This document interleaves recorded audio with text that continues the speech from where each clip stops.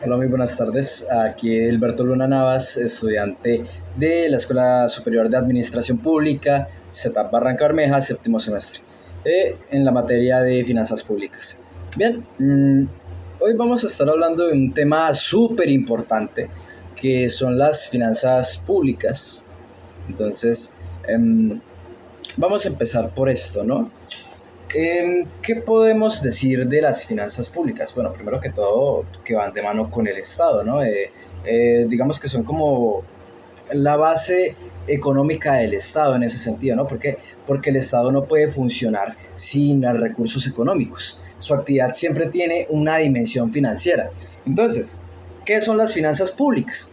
Eh, es, digamos que esa ciencia o esa disciplina, ¿no? Ese estudio que se hace y que en ese sentido vigila o estudia también cómo el Estado obtiene sus ingresos, que es principalmente por impuestos, sobre todo por impuestos, y cómo realiza sus gastos, ¿no? En este caso, los gastos pueden ser educación, salud, infraestructura, todo esto.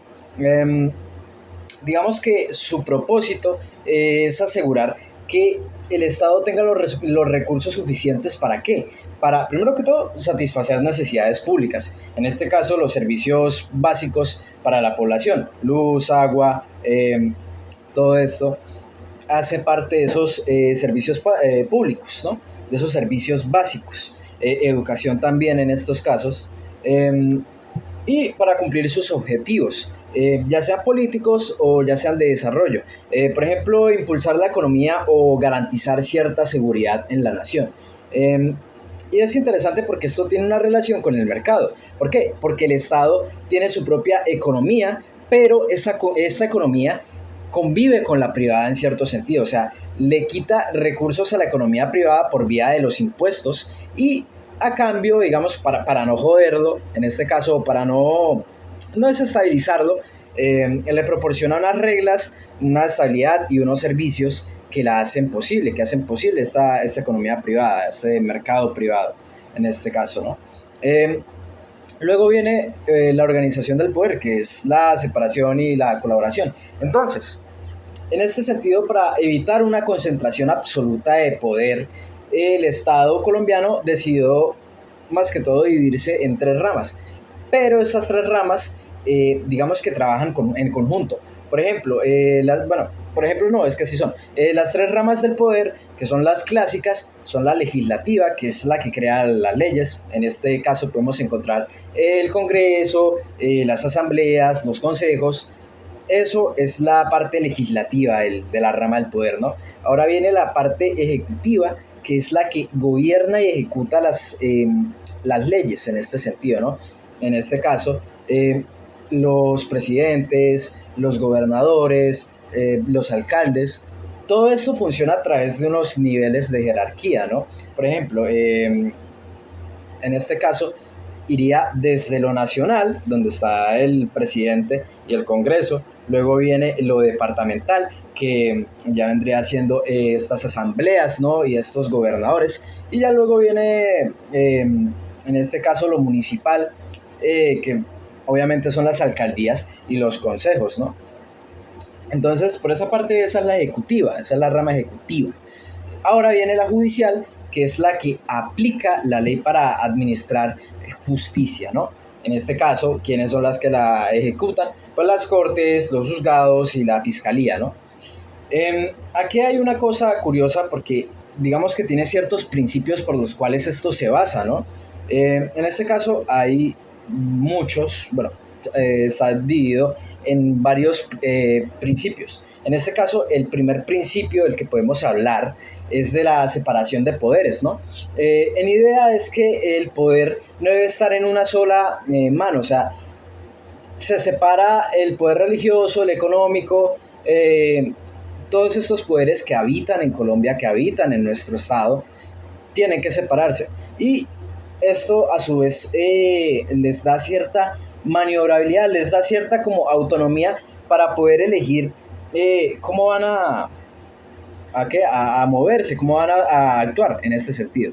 Eh, Luego está el principio de colaboración armónica, que en la práctica las ramas no están totalmente separadas. O sea, sé que suena contraintuitivo, porque venimos diciendo que es una separación de poderes, pero que a su vez estas ramas no están totalmente separadas. ¿Por qué? Porque deben colaborar.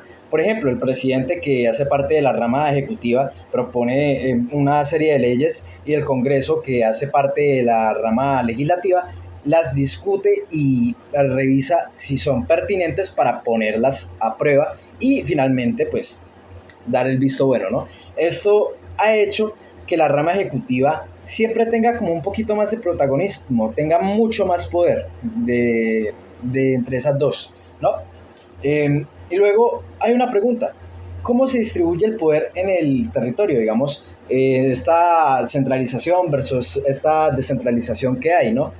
En este sentido, en un país es necesario decidir si estas decisiones se toman desde la capital o si se reparten en las regiones. Por ejemplo, en un estado unitario como Colombia existe un solo gobierno nacional que en este sentido es la máxima autoridad, ¿no? Para todo el territorio. Pero entonces luego viene la centralización, que ya todas las decisiones importantes, que de hecho esto también hace parte en algunos aspectos de Colombia, ¿no? Todas estas decisiones importantes se toman desde el nivel central del Estado, en este caso desde la capital, Bogotá. Y luego viene una descentralización. Colombia en este sentido es interesante porque juega con estas tres, digamos que con estos tres principios, ¿no? La descentralización hace que se transfiera el poder, se transfieran recursos, responsabilidades a entidades locales, en este caso los departamentos y los municipios. Y tiene varios tipos, ¿no? La descentralización administrativa, que el gobierno, en este sentido, en el gobierno central, delega esta gestión de servicios como a un hospital o una escuela a una entidad local. En este caso, ¿cuál es la entidad local? En un municipio, pues es el municipio, la alcaldía. Entonces, esa parte vendría siendo la descentralización administrativa. Luego viene la descentralización política. Entonces, aquí las regiones eligen sus propias autoridades, como los gobernadores o los alcaldes. Y digamos que en este sentido también tienen cierta autonomía las regiones o los departamentos, en este caso, ¿no? Y luego viene una descentralización fiscal. Digamos que en este sentido las regiones perciben recursos económicos por medio del SGP o el SGR. Y en este caso, para poner un ejemplo práctico, de las transferencias de la nación, para poder cumplir con ciertas funciones que tienen, y también a su vez para poder tener un margen para poder invertir. Luego viene un principio rector, que es la centralización política y la centralización administrativa. En este sentido significa que las grandes decisiones del país, o sea, la política exterior, la defensa, son centrales, están sobre todo en la capital, que es donde se manejan. Pero entonces su ejecución de servicios, como podría ser construir una carretera o gestionar un colegio, se hace de manera descentralizada para ser más eficiente. En este caso, si todo se tomara desde Bogotá, varias obras no podrían ser construidas. Por ejemplo, la Ruta del Sol. Entonces, es un tema a tener en cuenta. Colombia maneja esto, y si bien a veces no es tan eficiente como uno quisiera, siempre tiene una rapidez, ¿no? Luego siguen los actores del Estado, que son las personas jurídicas. En este caso, el Estado y sus partes no son personas físicas como tal, sino entes creados por la ley con derechos y obligaciones propios. ¿A qué me refiero con esto? ¿Qué es una persona jurídica como tal? No es una persona como tal, es más bien algo ficticio en este sentido, no se puede tocar, no es tangible. Es una persona, una entidad, bueno, más bien un ente, una entidad no es un ente creada por la ley, que puede tener ciertos derechos, por ejemplo, ser propietaria de alguna empresa, en este caso, o de algo en general, y unas obligaciones que tiene que cumplir, por ejemplo, pagar impuestos. Entonces, separados de las personas naturales como lo podemos ser tú y yo, ¿qué las componen? En este caso, de las personas de derecho público, están creadas por el Estado, ya lo dijimos, ¿no? Su finalidad es ejercer un servicio público, un interés general, y en este caso pues tenemos varios ejemplos: la nación, los departamentos, los municipios, las empresas, ya sean industriales o comerciales del país, ¿no? También están las de derecho privado, que son creadas por particulares con o sin ánimo de lucro. Entonces, digamos que sin ánimo de lucro son las corporaciones, las fundaciones, los sindicatos, las cooperativas, y con un ánimo de lucro son estas sociedades anónimas, como están en sus siglas S.A, o limitadas, que son LTDA. Entonces, por esa parte, es un pequeño ejemplo de los tipos de personas jurídicas. Hay mucho más, se explica un poquito más, pero como para dar una idea general, es eso. Entonces, ¿qué sigue? Después de que ya vimos que son las personas jurídicas, sigue que retomemos de nuevo con una organización del Estado colombiano en este caso. O sea, ¿cómo se estructura realmente el Estado colombiano, no? Entonces, ya lo dijimos, Colombia organiza su poder en tres ramas y unos organismos de control autónomos. O sea, aquí ya no solo hablamos de los tres poderes que conforman Colombia, sino también de que de esos poderes se bifurcan otras entidades, otros organismos que van a venir a controlar ciertos aspectos de la nación, ¿no? Ya lo dijimos, la rama ejecutiva es la que gobierna, la rama legislativa es la que hace las leyes, la rama judicial es la que administra justicia en el país. Y entonces luego vienen unos organismos de control que son autónomos, en este caso tienen autonomía propia. En este sentido, estos organismos vigilan el propio Estado para evitar estos abusos que suelen haber todavía y una mala gestión de los recursos, ¿no? Por ejemplo, tenemos la Contraloría General, que es como un auditor del Estado que vigila esta gestión de los recursos públicos, como lo es el dinero, en este caso los ingresos también. Otro organismo es la Contraloría, la Contraloría no, perdón, la Procuraduría General, que es en este caso como el que pone la disciplina del Estado, ¿no? Entonces vigila la conducta de los servidores públicos, si realmente son eficientes en su trabajo, si realmente están haciéndolo de manera eficaz, eficiente y de una buena manera, se están atendiendo bien al público, ¿no? Y las defensorías del pueblo, o el defensor de la gente en este caso, no hay mucho que decir, es literalmente eso, que es la que protege y promueve los derechos humanos, ¿no? Por esta parte terminamos esto y luego pasamos a lo que vendría siendo el marco general de las finanzas públicas.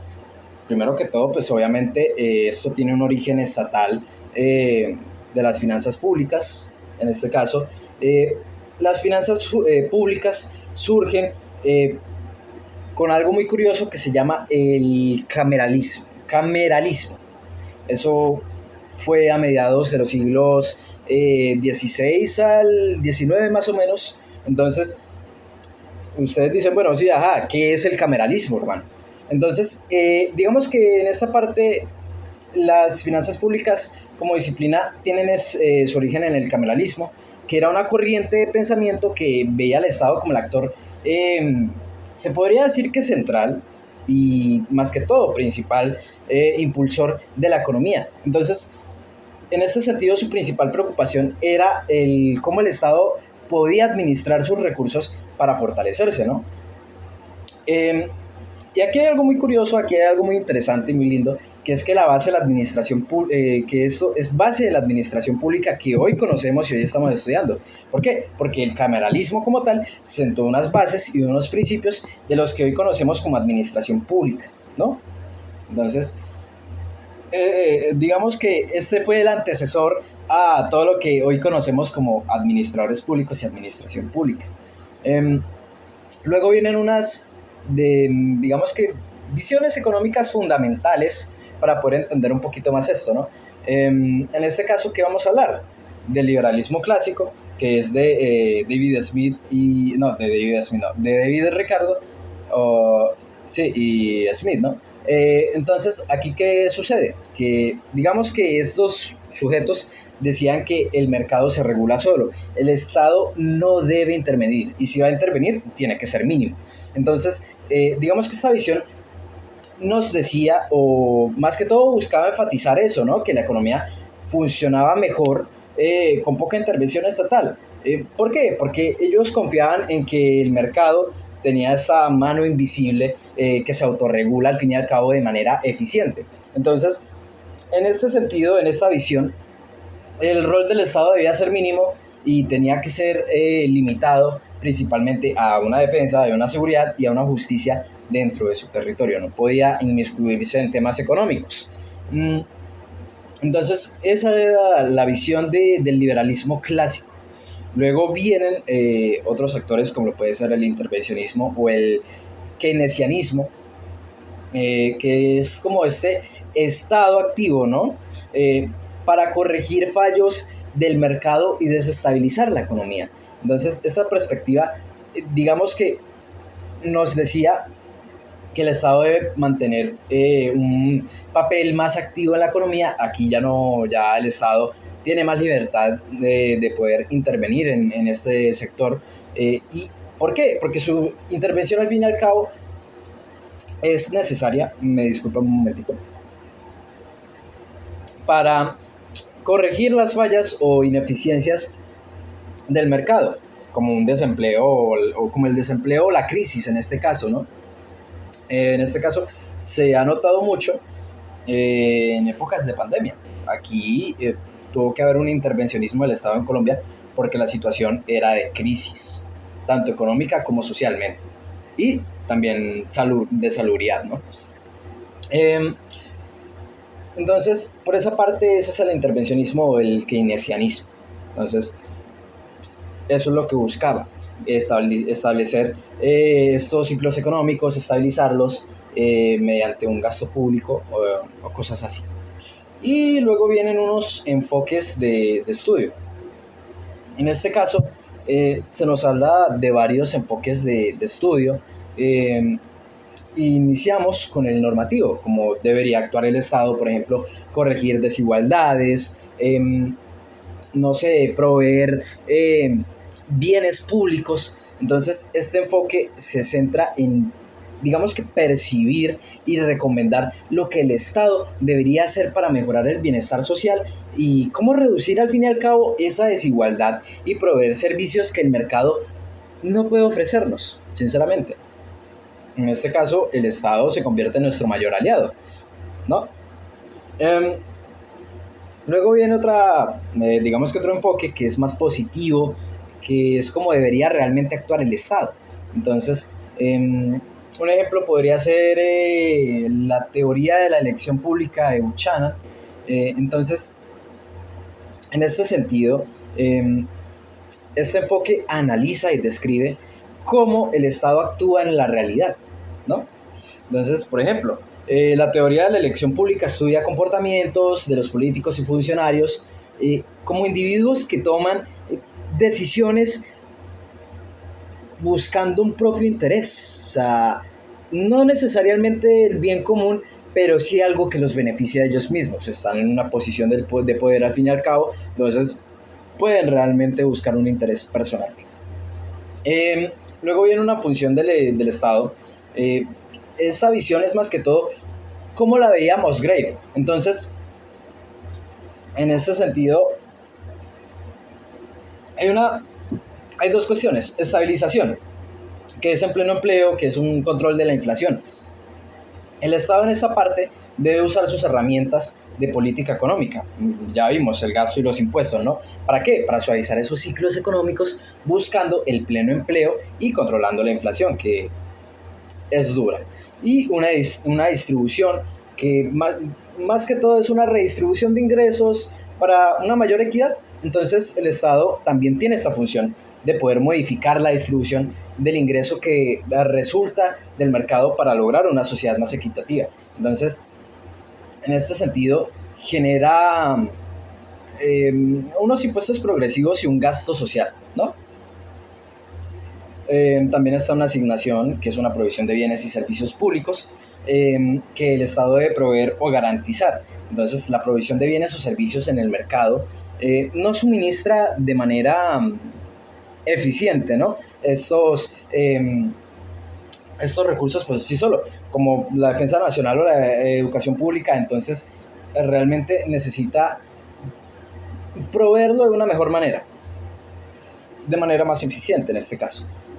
Bueno, ahorita sigue una teoría de los bienes públicos, que es otra cuestión que se está hablando, em, que son los bienes no rivales y los no excluyentes.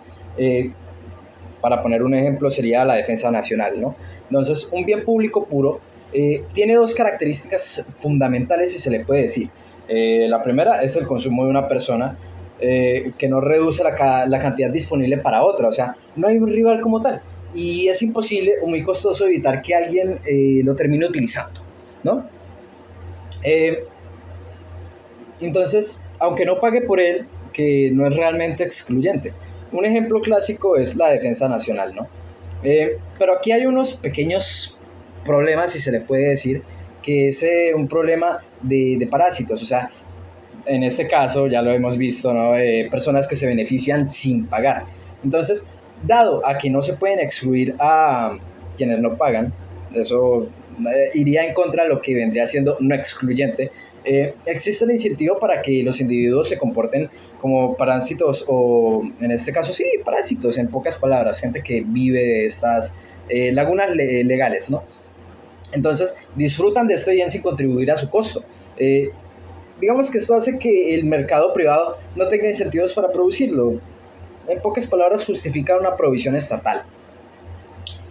Eh, y ya como para terminar este tema, porque realmente es muy largo, um, hay una descentralización como eficiencia. Es como, en este caso es que las personas votan, digamos que en este caso como con los pies. Obviamente es una palabra muy fuerte, pero realmente es así. Entonces, se mudan a las comunicaciones que estas personas, pues, obviamente van a preferir, ¿no? Según su ideal político o sus ideales ideológicos. Entonces, eh, digamos que esto argumenta que una descentralización va a permitir que los ciudadanos elijan el municipio o comunidad que mejor se ajuste a sus preferencias de servicios públicos impuestos y que se mueven allí. Esta competencia entre gobiernos locales promueve la eficiencia. Realmente hay muchas cosas más para ver, pero realmente el video quedó muy largo. Entonces, muchísimas gracias por quedarte estos 22 minutos más o menos. Espero que te haya servido de algo. Si es así, todavía muchas gracias. Y pues nada, realmente esto sería todo. Y me despido. Adiós.